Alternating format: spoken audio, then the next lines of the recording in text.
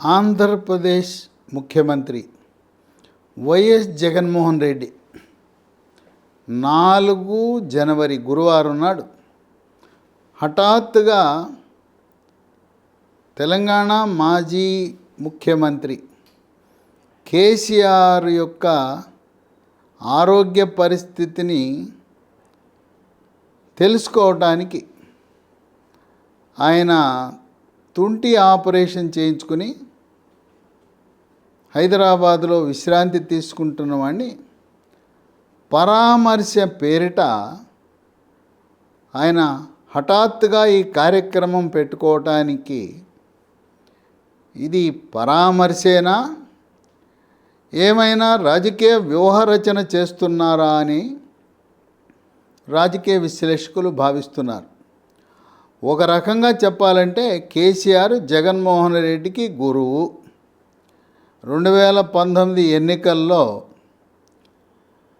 చంద్రబాబు నాయుడిని ఓడించాలి, 2018 ఎన్నికల్లో అనవసరంగా చంద్రబాబు నాయుడు తెలంగాణ రాష్ట్రంలోకి వచ్చి కాంగ్రెస్ పార్టీతో కలిసి సిపిఐ సిపిఎం మహాకూటమిగా ఏర్పరిచి కేసీఆర్ని ఓడించాలనే వ్యూహరచన చేసినందుకు రిటర్న్ గిఫ్ట్గా చంద్రబాబు నాయుడిని ఇంట్లో కూర్చోపెట్టాలనే వ్యూహరచనలో భాగంగా జగన్మోహన్ రెడ్డిని గెలిపించే వ్యూహంతో తెలంగాణ రాష్ట్రం నుంచి తలసాని శ్రీనివాస యాదవ్ లాంటి మంత్రులను కూడా పంపి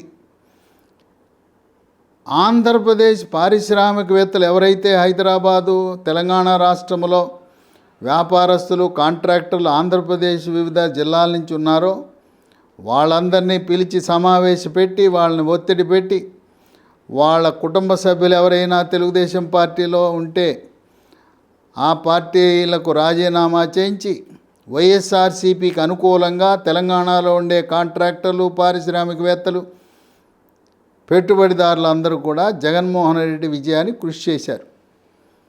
గురువుగారైన కేసీఆర్ కొంత ఆర్థిక వనరులు కూడా జగన్మోహన్ రెడ్డికి సమకూర్చాడనే వాదనలు కూడా వినపడుతున్నాయి.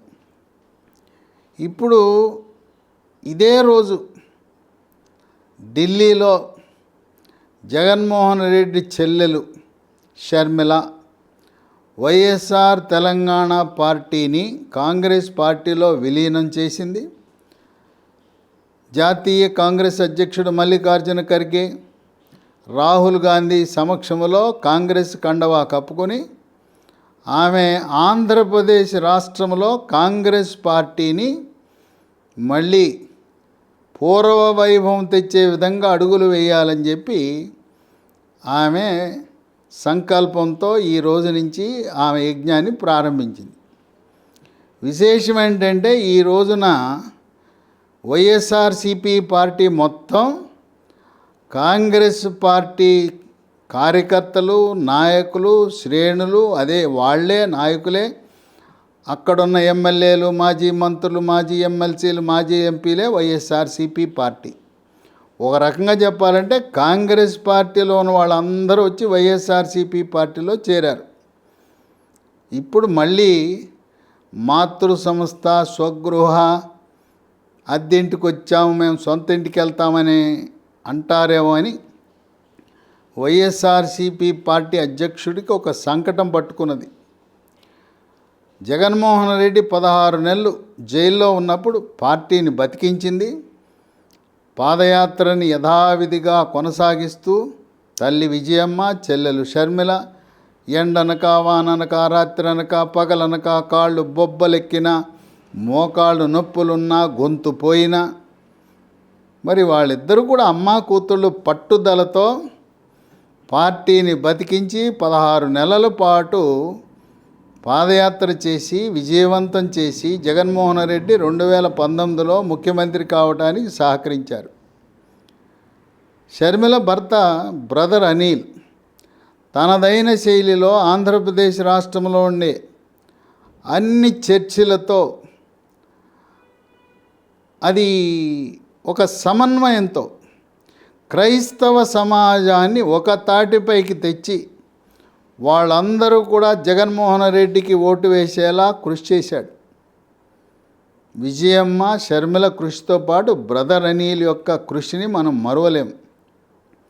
ప్రస్తుతం బ్రదర్ అనిల్ క్రైస్తవ సామాజిక వర్గాన్ని కాంగ్రెస్ బాట పట్టించాలనే ఆలోచనలో ఉన్నాడు. విజయమ్మ షర్మిల ఏ విధంగా అయితే వైఎస్ఆర్సీపీ పార్టీ కోసం కృషి చేశారో కాంగ్రెస్ పార్టీని పునరుజ్జీవింపజేయాలనే ఆలోచనతో వాళ్ళు ఉన్నారు. ఢిల్లీలో పరిణామాలు అవి చూసిన జగన్మోహన్ రెడ్డి మరి తనకంటూ పెద్ద దిక్కు సీనియరు గురువు జగన్మోహన్ రెడ్డికి అంతకంటే ఆప్తుడు ఎవరూ లేరు. కేసీఆర్తో పరామర్శ పేరిట రాజకీయ చర్చలకు వచ్చాడు అని ఊహాగానాలు ఉన్నాయి.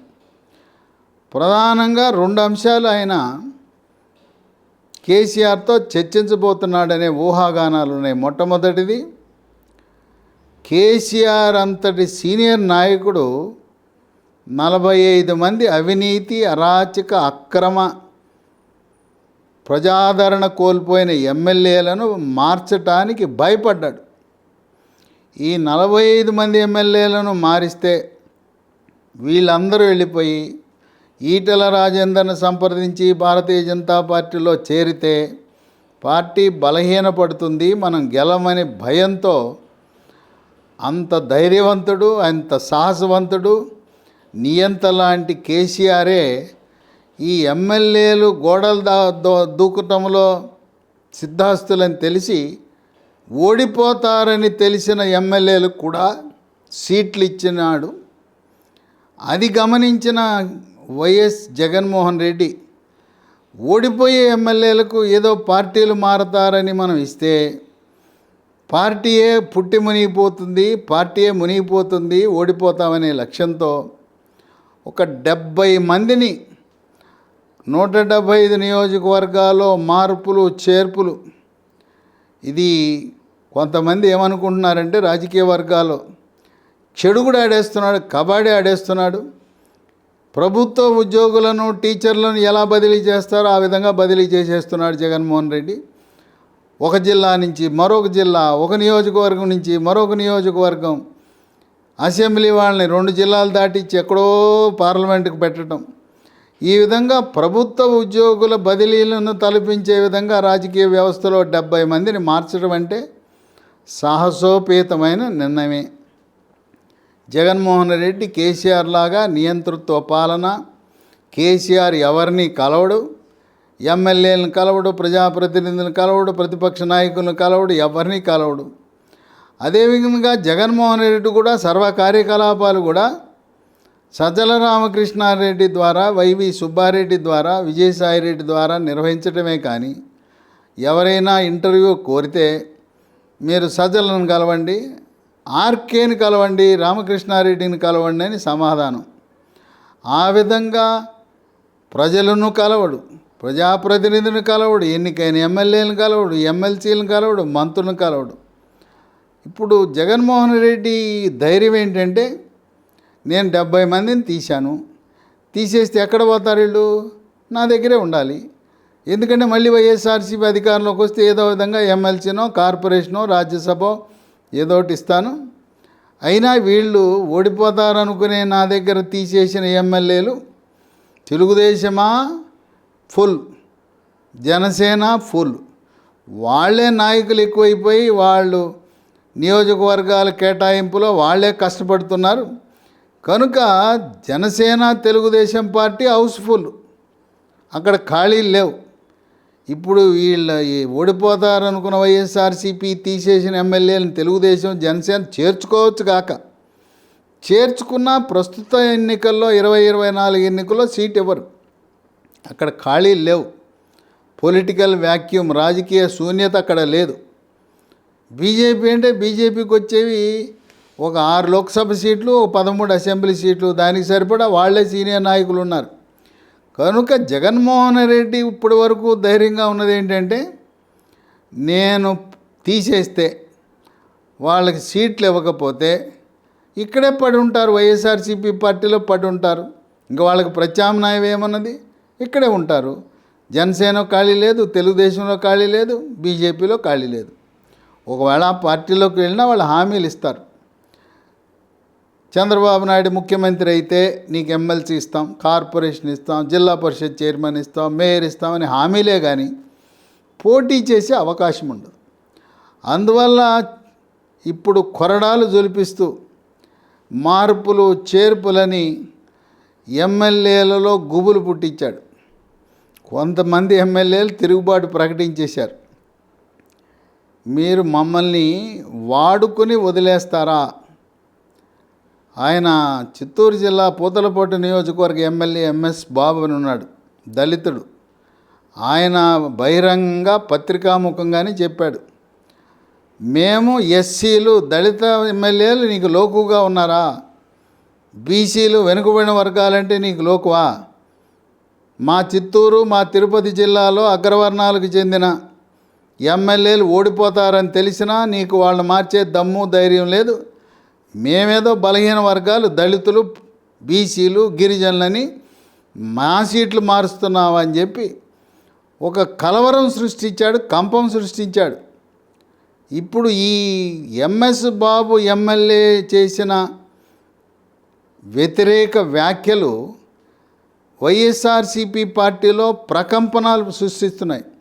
ఎందుకంటే ఇప్పటి వరకు జగన్మోహన్ రెడ్డి గిరిజనులు, ఎస్టీ, ఎస్సీ, బీసీ సామాజిక వర్గానికి చెందిన ఎమ్మెల్యేలను మాజీ మంత్రులను కూడా ఫుట్బాల్ ఆడుకున్నట్టుగా బంతి ఆటలాగా వాళ్ళు నీకు సీట్ ఇవ్వను, అక్కడ పో ఇక్కడ పో అని ఆడుకున్నాడనే వాళ్ళల్లో పునరాలోచన వచ్చింది.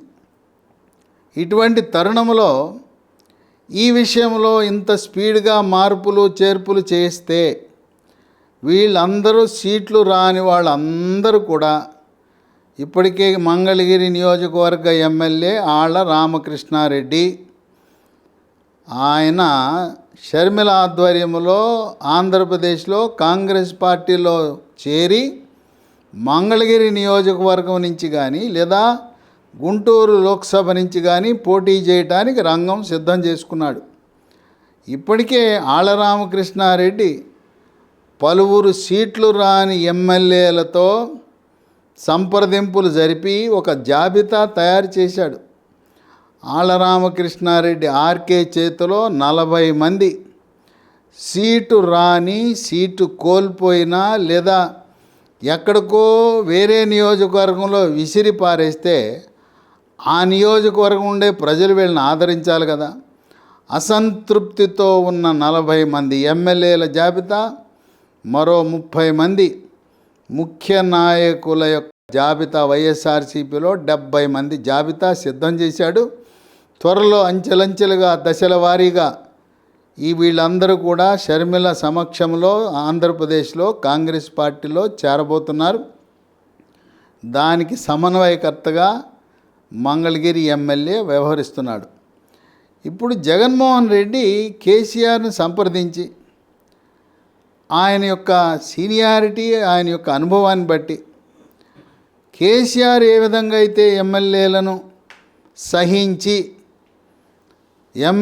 మా ఎమ్మెల్యేలు గనులు దళిత బంధు కార్యక్రమంలో 30% కమిషన్ తీసుకుంటున్నాడని పత్రికాముఖంగా ప్రకటించాడు ముఖ్యమంత్రి కేసీఆర్. అన్నాడు 10 లక్షలు దళితులకి ఇమ్మంటే మా ఎమ్మెల్యేలు 3 లక్షలు తినేస్తున్నారు, అవినీతికి పాల్పడుతున్నారు, 3 లక్షలు నొక్కేసి 7 లక్షల రూపాయలే దళితులకు ఇస్తున్నారని ఆయన బహిరంగంగా చెప్పాడు. ఆ విధంగా మా ఎమ్మెల్యేలు అవినీతి పరులని చెప్పి అవినీతి ఎమ్మెల్యేలు, అరాచక అక్రమ పాలన చేస్తున్న ఎమ్మెల్యేలను కొనసాగించాడు. ఇప్పుడు జగన్మోహన్ రెడ్డి కూడా ఆయన దగ్గర ఒక సలహా తీసుకోబోతున్నాడు.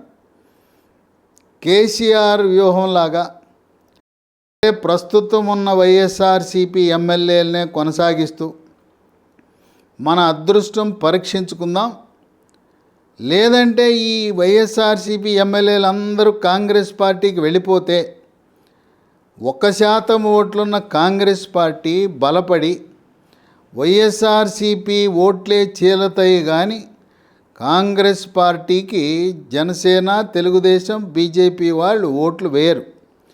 కనుక వైఎస్ఆర్సీపీ పార్టీ ఓట్లు చీలిపోవటం వల్ల ఓటమి దిశగా అడుగులు వేయవలసి వస్తుంది.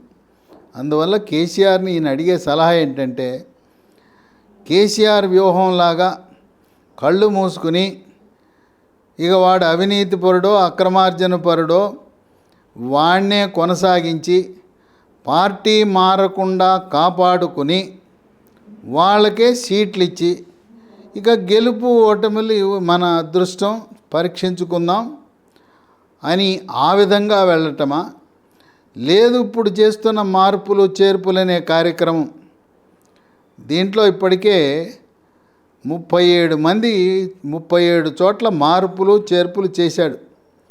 అయినా ఇంతవరకు ఆళ్ల రామకృష్ణారెడ్డి మినహా మిగతా ఎవ్వరూ కూడా ఓర్పుగా ఓపికగా వాళ్ళు సహనాన్ని పరీక్షిస్తున్నారు. మా నాయకుడు జగన్మోహన్ రెడ్డి యొక్క ఆలోచన విధానము, ఆయన మనస్సు మారాలని ఆ ప్రభువు ఆ దిశగా ఆయన్ని ప్రభావితం చేయాలని ఆ ఎమ్మెల్యేలు కోరుకుంటున్నారు.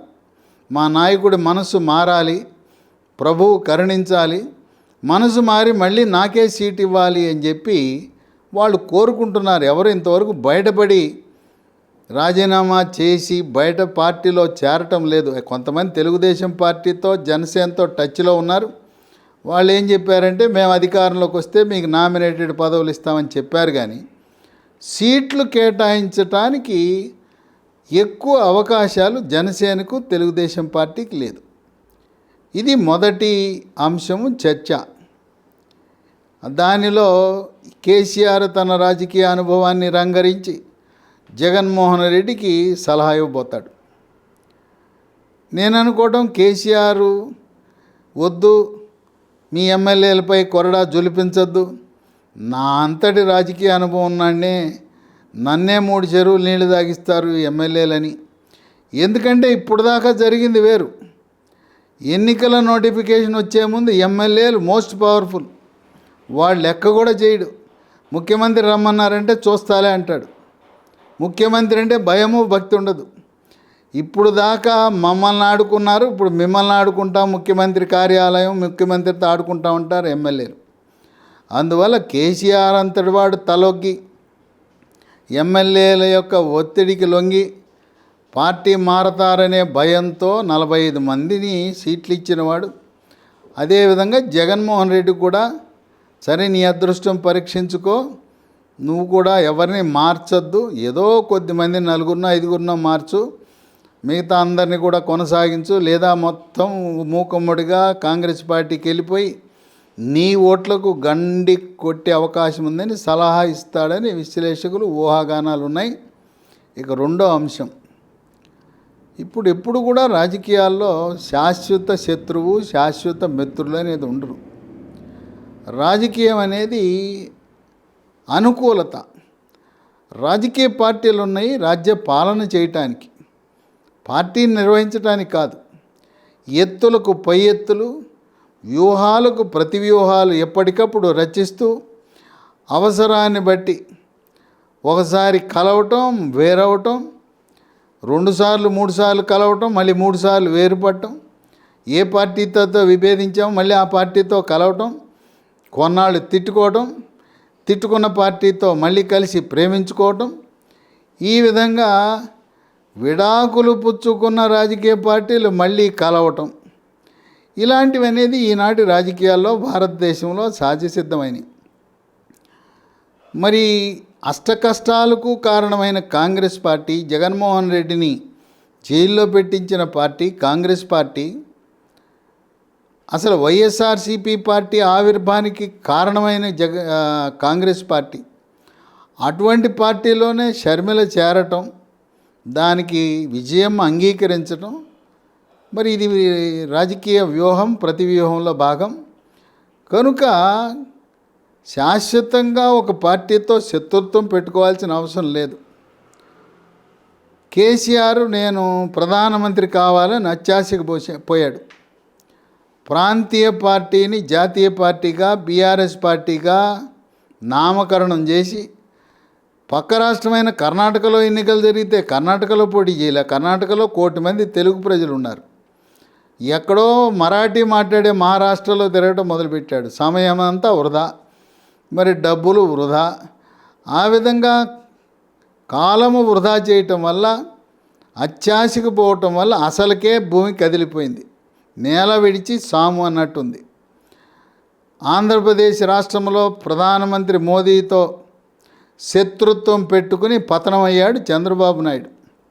అదే బాటలో ప్రధానమంత్రి మోదీ హైదరాబాద్ నగరానికి వస్తే ఆయన్ని అవమానపరచటం, ఆయన్ని ఒక ముఖ్యమంత్రిగా నగరంలో ఉంటూ ఆయన్ని ఎయిర్పోర్ట్లో స్వాగతించకపోవటం ప్రజాస్వామ్యవాదానికి, రాజ్యాంగానికి వ్యతిరేకంగా ప్రవర్తించాడు కేసీఆర్. సరే, అదే బాటలో గురువైన చంద్రబాబు నాయుడు ఏ విధంగా ప్రధానమంత్రిని వ్యతిరేకించాడో కేసీఆర్ కూడా అదే విధంగా వ్యతిరేకించాడు. గురువుగారి బాట చంద్రబాబు నాయుడు బాటలోనే కేసీఆర్ కూడా పతనమయ్యాడు. చాలా సహనంతో ఉన్నాడు మోదీ. ఎక్కడా కూడా తన యొక్క సమతుల్యతను, గౌరవాన్ని, పార్టీ ప్రతిష్టను, కేంద్ర ప్రభుత్వ ప్రతిష్టను దిగజార్చకుండా, ఎటువంటి ప్రతికూలమైన విమర్శలు చేయకుండా, పలుమార్లు తెలంగాణ రాష్ట్రానికి వచ్చినప్పుడు ముఖ్యమంత్రి స్వాగతము పలకకపోయినా హుందాగా ప్రవర్తించాడు ప్రధానమంత్రి మోదీ. మరి ఆ బాటలో ఈయన ఇప్పుడు ఆంధ్రప్రదేశ్ రాష్ట్రంలో జనసేన, తెలుగుదేశం పార్టీ, బీజేపీ పొత్తు కుదిరింది. 3 పార్టీలు కలిసి పోటీ చేస్తున్నాయి. ఒంటరిగా పోటీ చేస్తే జగన్మోహన్ రెడ్డి వైఎస్ఆర్సీపీ పార్టీకి కష్టకాలమే. ఇక ఇప్పుడు 3వ కూటమి, ఇంక 2వ మహాకూటమి పుట్టుకొస్తూ ఉంది, ఇండియా కూటమి. ఇండియా కూటమిలో ఆంధ్రప్రదేశ్లో Congress, CPI, CPM. BSP party India కూటమిలో లేకపోయినా ఆంధ్రప్రదేశ్లో బీఎస్పీ కాంగ్రెస్తో కలిసి పోటీ చేయటానికి ఆంధ్రప్రదేశ్ బీఎస్పీ శాఖ నిర్ణయించింది. అందువల్ల ఈ 4 పార్టీలు కలిసి పోటీ చేయబోతున్నాయి. ఈ 4 పార్టీలకి 4% ఉన్న ఓట్లు.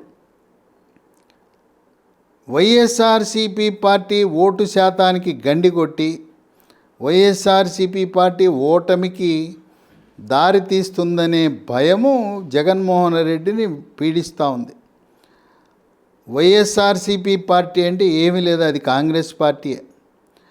కాంగ్రెస్ పార్టీ తానులోని ముక్కే వైఎస్ఆర్సీపీ పార్టీ. ప్రస్తుతం ఉన్న ప్రతి ఒక్క నాయకుడు, ఎమ్మెల్యే, ఎమ్మెల్సీ, మంత్రి, అందరు ఎంపీలు కూడా కాంగ్రెస్ పార్టీ నుంచి వచ్చిన వాళ్ళే.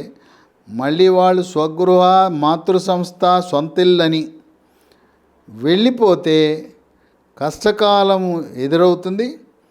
పైగా మనకంటూ జాతీయ స్థాయిలో అండ ఉండాలి అనే ఆలోచన. ఇప్పుడు కేసీఆర్కి రాజకీయ అండ లేదు. నేను తటస్థం అన్నాడు, నేను ఇండియా కూటమిలో చేరను, ఇండియా కూటమిలో 2 దూరం అన్నాడు. లేదు, ఇండియా కూటమి వాళ్ళకి ఒక ఆఫర్ ఇచ్చాడు. మీరు 543 లోక్సభ సీట్లలో పోటీ చేయటానికి కావలసిన ఆర్థిక వనరులు నేనే సమకూరుస్తా, నన్ను ప్రధానమంత్రి చేయండి, ఇండియా కూటమి చైర్మన్గా నన్ను ఎన్నుకోండి, నేను మీ అందరికి కావాల్సిన నిధులు అన్ని రాష్ట్రాలు, అన్ని పార్టీలకు ఇస్తానన్నాడు. దాన్ని ఎవరు కూడా ఆ కూటమిలో, ఇండియా కూటమిలో ఉన్న పార్టీలు ఎవరు అంగీకరించలేదు. మరి ఇప్పుడు ఒంటరివాడైపోయాడు కేసీఆర్, బీఆర్ఎస్ పార్టీ. కేంద్రం, సిబిఐ, ఈడీ దాడులు, రాష్ట్రంలో రేవంత్ రెడ్డి దాడులు. రేవంత్ రెడ్డిని ఓటుకు నోటు కేసులో చెంచల్గూడ జైల్లో 2 నెలలు పెట్టి అతని కుమార్తె వివాహానికి కూడా వెళ్లకుండా చేశాడనేది రేవంత్ రెడ్డి మదిలో మెదులుతూ ఉన్నది. కాళేశ్వరం ప్రాజెక్టులో అవినీతి, మేడిగడ్డ బ్యారేజీ కుంగిపోవటం, అవన్నీ విచారణ జరిగితే మరి కేసీఆర్ కూడా జైలుకు వెళ్ళవలసి వస్తుందేమో అనే భయం వెంటాడుతోంది. అట్లాగే ఢిల్లీ లిక్కర్ కుంభకోణం కేసులో కవిత జైలుకు వెళ్ళవలసి రావచ్చు. అనేకమైన అవినీతి కార్యకలాపాలు తెలంగాణలో డిఆర్ఎస్ ప్రభుత్వ అధీనంలో జరిగినాయి. అవన్నీ న్యాయ విచారణ జరిపి, ముఖ్యంగా విద్యుత్తు శాఖలో న్యాయ విచారణకు శాసనసభ వేదికగా సిట్టింగ్ న్యాయమూర్తితో విచారణ జరపమన్నారు. మరి విద్యుత్ శాఖలో జరిగిన అక్రమాలు అరాచకాలన్నీ వెలుగు చూస్తే ఎంతమంది జైలుకు వెళ్ళాలో. అందువల్ల కేసీఆర్కి రాజకీయ అండ కుదరాలి, అండ కావాలి. ఎన్డీఏ కూటమిలాగా వెళ్ళలేడు.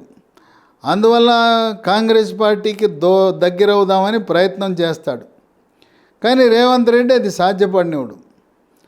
రేవంత్ రెడ్డి రాష్ట్ర స్థాయిలో ఎట్టి పరిస్థితుల్లో బీఆర్ఎస్ పార్టీని ఇండియా కూటమికి దగ్గర అవడానికి అంగీకరించడు.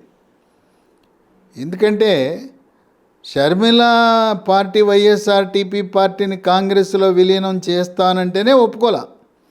2018లో ఇదే విధంగా చంద్రబాబు నాయుడు ఆంధ్రప్రదేశ్ నుంచి తెలంగాణకు వచ్చి ప్రచారం చేస్తే సెంటిమెంట్ని రెచ్చగొట్టి ఆంధ్రోళ్ళకి తెలంగాణలో పని ఏంటని సెంటిమెంట్ రెచ్చగొట్టి తెలంగాణలో కేసీఆర్ గెలిచాడు.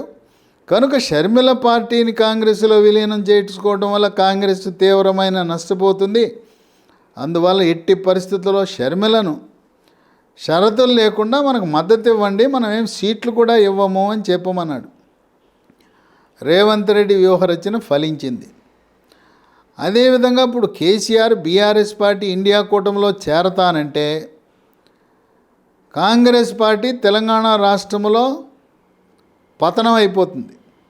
కాంగ్రెస్ బీఆర్ఎస్ రెండు ఒకటి పొత్తులు ఉన్నాయంటే ఆంధ్రప్రదేశ్ రాష్ట్రంలో ఏ విధంగా కాంగ్రెస్ పార్టీ సమాధి అయిపోయిందో అలా సమాధి అయిపోతుంది. కనుక కక్కలేక మెంగాలేకని పరిస్థితి ఉన్నది కేసీఆర్కి. ఇండియా కూటమిలో చేరదామంటే రేవంత్ రెడ్డి అడ్డుకుంటాడు. అటు ఎన్డీఏ కూటమిలోకి వెళ్దామంటే ప్రధానమంత్రి మోదీ అంగీకరించడు. తెలంగాణ రాష్ట్ర బీజేపీ నాయకులు ఎట్టి పరిస్థితుల్లో కూడా బీఆర్ఎస్ పార్టీని కానీ బీఆర్ఎస్లో ఉన్న కేసీఆర్ని, కేటీఆర్ని, హరీష్ రావుని, కవితని ఎవరిని కూడా భారతీయ జనతా పార్టీలో చేర్చుకునే ప్రసక్తే లేదని ఖరాఖండిగా చెప్పడం జరిగింది. ప్రధానమంత్రి మోదీ కానీ, జేపీ నడ్డా కానీ, అమిత్ షా కానీ బీఆర్ఎస్ పార్టీని దగ్గరకు రానిచ్చే పరిస్థితి లేదు, పొత్తు పెట్టుకునే పరిస్థితి లేదు, అవగాహన కూడా పెట్టుకునే పరిస్థితి లేదు. ఇక ప్రాంతీయ పార్టీల పరిస్థితి ఏంటంటే అవి ఆ రాష్ట్రంలో ఒకసారి ఓడిపోతాయి, రెండోసారి ఓడిపోతే పతనం అయిపోతాయి. కనుక ప్రాంతీయ పార్టీల్లో ఉండే నాయకులు ఎలాంటి వాళ్ళంటే అక్కడ అధికారం కోసం వచ్చి పంచన చేరతారు, అధికారం పోయిందనగానే దూరం అయిపోతారు. ప్రస్తుతం తెలంగాణ రాష్ట్రంలో టీఆర్ఎస్ పార్టీలో ఉన్న నాయకులు అనేక మంది కాంగ్రెస్ పార్టీలో చేరేస్తున్నారు.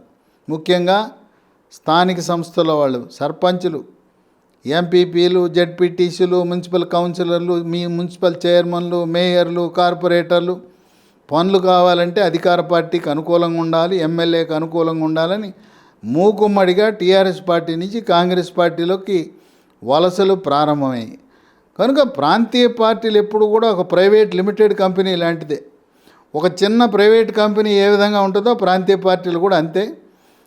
ఆనాడు ఎన్జీ రంగా ఆయన ప్రొఫెసర్ గారు ఆయన పెట్టిన స్వతంత్ర పార్టీ అదే అడ్రస్ లేకుండా పోయింది.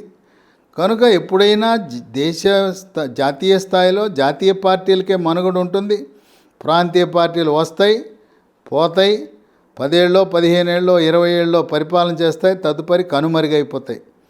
అది కుటుంబ పార్టీలు. ఈ ప్రాంతీయ పార్టీలన్నీ కూడా కుటుంబ పార్టీలు.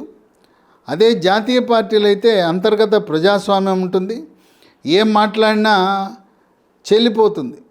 ఇక్కడ ఏదైనా చిన్న విమర్శ చేస్తే పార్టీ నుంచి తీసేస్తారు, పదవి ఇవ్వరు, పదవి తొలగిస్తారు. ఎంతసేపు ఆ కుటుంబానికి సంబంధించిన కులానికి భజన చేయవలసిన అవసరం ఉంటుంది ప్రాంతీయ పార్టీలు దేశ ప్రయోజనాలకు కూడా విఘాతం కలుగుతాయి, విపరీత ధోరణులకు పాల్పడతాయి, విచ్ఛిన్నకర శక్తులుగా పనిచేస్తుంటాయి. దేశ సమగ్రతను కాపాడటానికి జాతీయ పార్టీలు ఉండాలి కానీ ప్రాంతీయ పార్టీలు కాదు అని చెప్పి రాజకీయ విశ్లేషకులు, ప్రముఖులు, అలాగే రాజకీయ శాస్త్ర ఆచార్యులు, ప్రొఫెసర్లు కూడా భావిస్తూ ఉంటారు. సరే, ఎట్లాగో నాకైతే ప్రవేశం లేదు. కేసీఆర్ జగన్మోహన్ రెడ్డికి ఆయన ఒక సలహా ఇచ్చే అవకాశం ఉంది. నీకున్న సమస్యను పరిష్కరించడానికి నువ్వు ఎన్డీఏ కూటమిలో చేరితే ఎలా ఉంటుందో ఆలోచించు అని జగన్మోహన్ రెడ్డికి ఆలోచన సలహా ఇచ్చే అవకాశం ఉంది. ఈ వైఎస్ఆర్సీపీ పార్టీ ఇండియా కూటమిలో చేరతానంటే చేర్చుకుంటారు, ఏం అభ్యంతరం ఏమి ఉండదు. ఇండియా కూటమిలో చేరితే ఒక షరతు పెట్టచ్చు, మా వైఎస్ఆర్సీపీ పార్టీ నుంచి వచ్చే ఎమ్మెల్యేలను ముఖ్య నాయకులను ఎవరిని కూడా ఇండియా కూటమిలో చేర్చుకోవద్దని షరతు పెట్టి చేరచ్చు. వాళ్ళకి అవసరం ఉంది, ఎందుకంటే తెలుగు రాష్ట్రాల్లో బలమైన పార్టీ ఇండియా కూటమిలో లేదు, కావాలి కోరుకుంటున్నారు. ఒకటి, వైఎస్ఆర్సీపీ పార్టీ ఇండియా కూటమికి అవసరం. జగన్మోహన్ రెడ్డికి ఏ విధంగా అవసరం అంటే, ఇండియా కూటమిలో భాగస్వామి అయితే తన దగ్గర నుంచి ఎమ్మెల్యేలను కాంగ్రెస్ పార్టీలోకి పోకుండా షరతు విధించవచ్చు, అది సాధ్యమే. తర్వాత షర్మిల దూకుడుకు కళ్ళెం వేయచ్చు.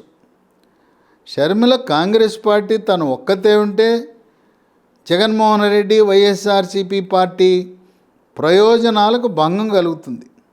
ఇప్పుడు ముఖ్యమంత్రిగా ఉన్నాడు కనుక మళ్ళీ అన్నా చెల్లెళ్ళు ఇద్దరు కూడా కాంగ్రెస్ కూటమిలో ఇండియా కూటమిలో ఉంటే మళ్ళీ జగన్మోహన్ రెడ్డి మాటకి విలువ ఉంటుంది.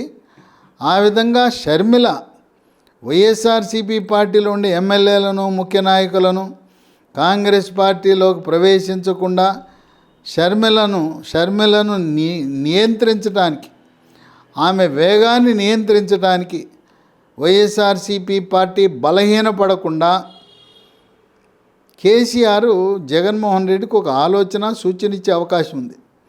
నువ్వు వెళ్ళి సోనియా గాంధీతో, రాహుల్ గాంధీతో, మల్లికార్జున ఖర్గేతో మాట్లాడి నీ పార్టీ వైఎస్ఆర్సీపీ పార్టీ ఇండియా కూటమిలో చేరతానని చెప్పి షర్మిల యొక్క వేగానికి కళ్ళెం వేయమని చెప్పడానికి ఒక అవకాశం ఉందని విశ్లేషకులు భావిస్తున్నారు. కనుక పరామర్శ కంటే కూడా కేసీఆర్ దగ్గర రాజకీయంగా ఎలా ముందుకు వెళ్ళాలి అనే ఆలోచన. ప్రస్తుతం కొరడా జులిపించి ఎమ్మెల్యేలను మార్చటం మంచిదా కాదా? రెండవది, ఇండియా కూటమిలో కేసీఆర్కి ఎలాగో అవకాశం లేదు, మరి నేను చేరమంటారా వద్దంటారా, మీ ఆలోచన మీ యొక్క రాజకీయ అనుభవంతో చెప్పండి అని జగన్మోహన్ రెడ్డి చర్చించే అవకాశాలు ఉన్నాయని ఊహాగానాలు ఉన్నాయి.